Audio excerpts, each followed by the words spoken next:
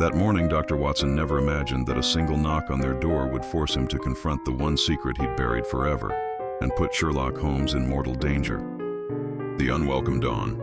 The autumn rain pelted against the windows of 221B Baker Street as Dr. John Watson sat hunched over his morning tea, his hands trembling slightly. For 3 sleepless nights, the same nightmare had plagued him. Faces from Afghanistan, the screams of wounded soldiers, and the terrible choice he'd made that saved lives, but damned his soul. Sherlock Holmes noticed everything, of course.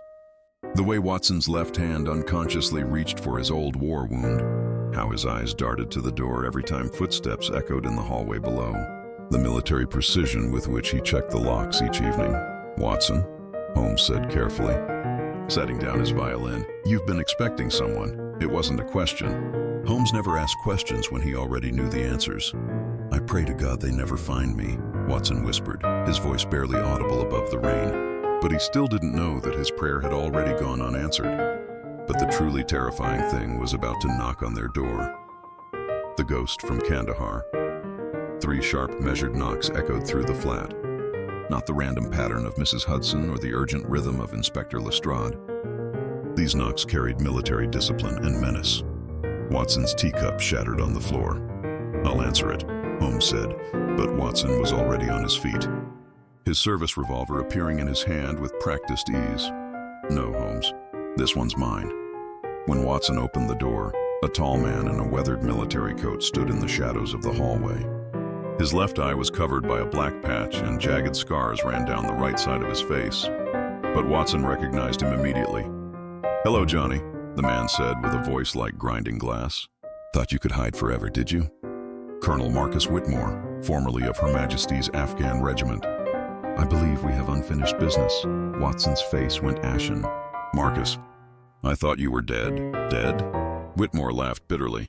"No, Johnny, but I spent 2 years wishing I was, thanks to your little decision at Kandahar Pass." Holmes appeared behind Watson, his keen eyes already analyzing the newcomer. The reason for Watson's recent behavior was becoming clear, but the full scope of the danger was still hidden. What happened next would change their friendship forever. The Kandahar confession.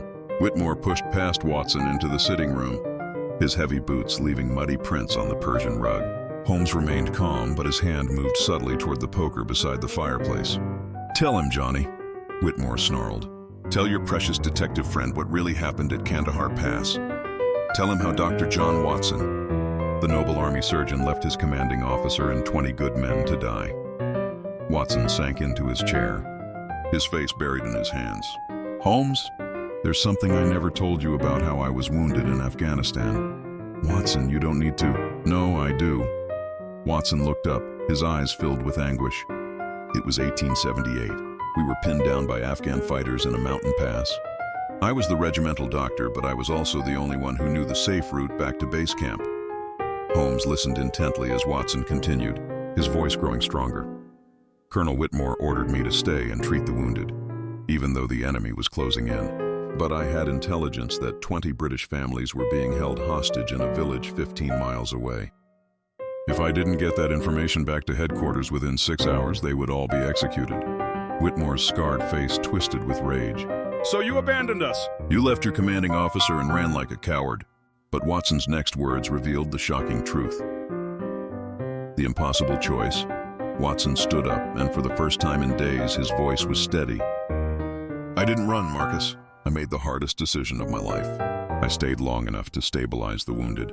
Then I divided our remaining ammunition between the men who could fight and those who were too injured to defend themselves." Holmes watched the exchange with growing understanding.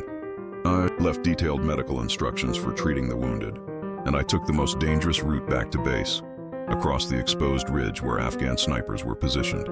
I drew their fire away from your position and somehow made it back alive." Whitmore's eye blazed with fury. "And while you were playing hero, we were overrun. I lost my eye, my face was destroyed, and good men died. But 20 British families lived." Watson's voice rose. 20 mothers, fathers, and children who would have been executed if I hadn't gotten that intelligence back in time. I've carried that choice every day since, wondering if I could have saved both groups, wondering if I made the right decision." Holmes stepped forward. Watson, you saved 60 people instead of 20. Any rational person would make the same choice. Would they, Holmes? Whitmore pulled out a service revolver. Because I've spent 5 years planning my revenge. And it starts with destroying everything Watson cares about, beginning with his famous detective friend. That's when Holmes realized this wasn't just about the past. The web of revenge, you see, Mr. Holmes, Whitmore continued, his weapon trained on the detective. I didn't come to London just to confront Watson. I've been here for 6 months studying you both, learning your habits, your cases, your weaknesses. Holmes's eyes narrowed. The Pemberton jewelry case. You were the one who fed false information to Inspector Gregson. Very good. And the Morrison murder last month. I made sure the evidence pointed away from the real killer just to watch you struggle. Watson looked horrified. Marcus, innocent people could have been hurt, just like innocent people were hurt at Kandahar Pass. Whitmore's scarred face contorted with hate. But that was just practice. Tonight, I'm going to destroy both your reputations. Permanently. He pulled out a second item from his coat. A thick manila folder. Inside, this envelope are forged documents proving that the famous Sherlock Holmes has been taking bribes from criminals, and that Dr. Watson has been selling medical cocaine to street addicts. By tomorrow morning, every newspaper in London will have copies. Holmes remained remarkably calm. Ingenious.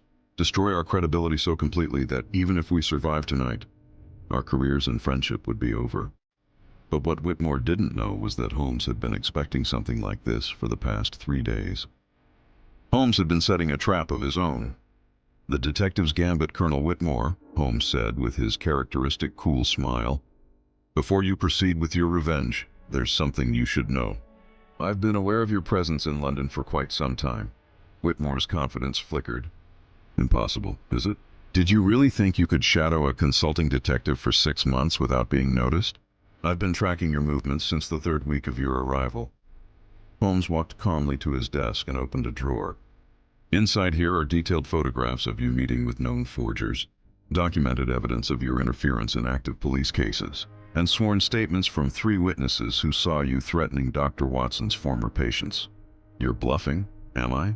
Holmes pulled out a photograph showing Whitmore entering a notorious forger's shop, George Manton's establishment in Whitechapel.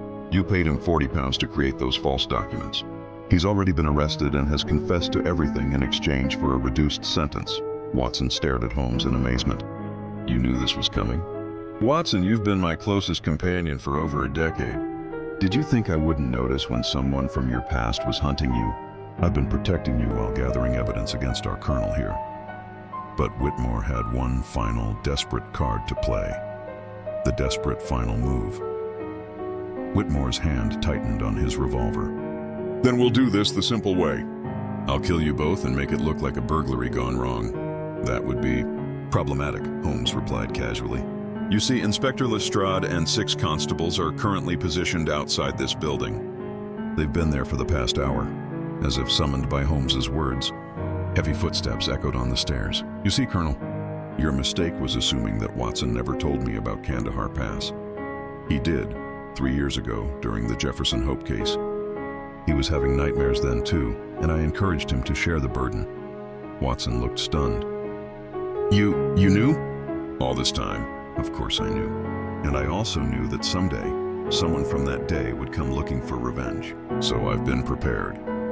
The door burst open and Inspector Lestrade entered with 3 constables. Mr. Holmes, we received your message. This is the man who's been interfering with police investigations? Indeed, Inspector. Colonel Marcus Whitmore, wanted for forgery, threatening witnesses, and attempted murder.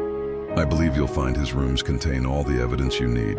As the constables moved to arrest Whitmore, he looked at Watson with a mixture of rage and something that might have been respect. You chose well, Johnny. Your detective friend is almost as devious as you are. But the real surprise was yet to come. The truth about Kandahar.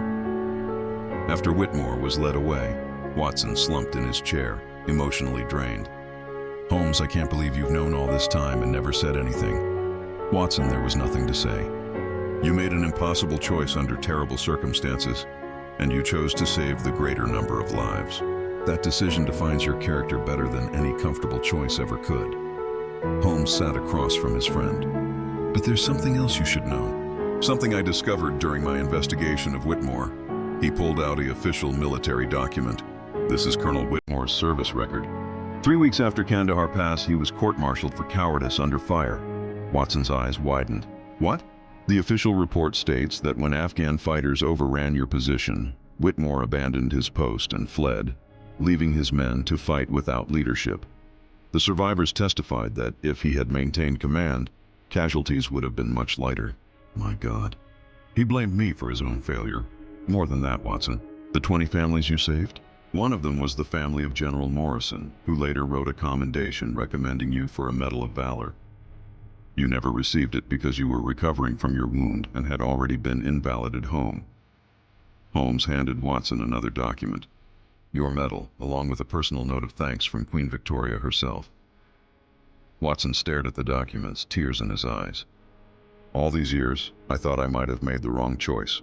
Watson, you saved 83 lives that day, 20 families plus 43 people in the hostage village who would have been killed in retaliation. You didn't fail anyone. You were a hero. But there was one final revelation that would change everything. The unbreakable bond is. The evening settled over Baker Street. Watson sat quietly reading his long-lost commendation. Holmes was back at his violin, playing a gentle melody. Holmes, Watson finally said, why didn't you tell me you knew? Why let me carry that guilt for so long? Holmes set down his violin and looked at his friend with genuine affection.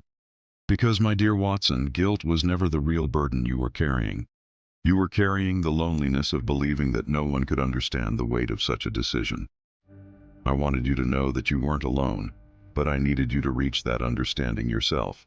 Tonight, when you stood up to Whitmore and explained your choice without shame or apology, you finally forgave yourself. Watson smiled for the first time in weeks. You know, Holmes, sometimes your methods are as mysterious as your cases.